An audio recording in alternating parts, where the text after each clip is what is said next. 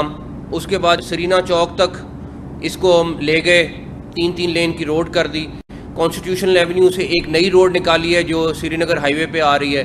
اس کے بعد جیسے یہ انڈر پاس ختم ہوتا تھا تو وہاں پہ 2 لین کا برج تھا.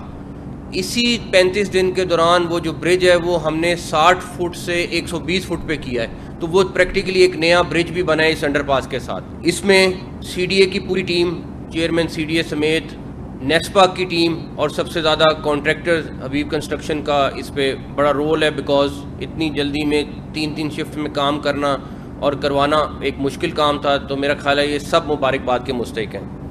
ہم نے شہر کی بیوٹیفیکیشن کے لیے اس ٹائم پہ فل فلیج کام شروع کیا ہوا ہے, اور خاص طور پہ کانسٹیٹیوشنل ایونیو آپ نے دیکھ لی ہے کہ آلریڈی تقریباً کام مکمل ہو گیا ہے. شہر میں لائٹس کا کام ہم اس ٹائم کافی تیزی سے کر رہے ہیں. فیض آباد چوک کا کام انشاءاللہ تعالی ہم نے جو فیصلہ کیا تھا وہ جلدی شروع ہو جائے گا, تاکہ وہاں پہ ٹریفک پھنستی ہے, جو پنڈی سے ٹریفک آتی ہے, وہ والا ہم چوڑا برج چوڑا کرنے کا پلان کر رہے ہیں.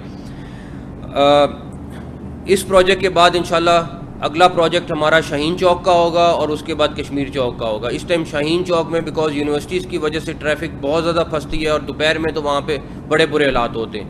تو ہم انشاءاللہ تعالیٰ تقریباً ڈیزائننگ کا کام مکمل ہو رہا ہے. جیسے ہی مکمل ہوگا پرائم منسٹر صاحب سے ہم ریکویسٹ کریں گے کہ وہ اس کی گراؤنڈ بریکنگ کے لیے ضرور آئیں. ہمارا انشاءاللہ تعالیٰ اس سال میں سفاری زو, اس کے بعد چیئر لفٹ کا پروجیکٹ اور اس طرح کے کئی پروجیکٹس ہیں جو ہم آلریڈی کام کر رہے ہیں, اور انشاءاللہ آپ کو ہم جلد اس پہ پوری بریفنگ دیں گے کہ شہر میں نئی چیزیں کیسے شروع ہو سکتی ہیں.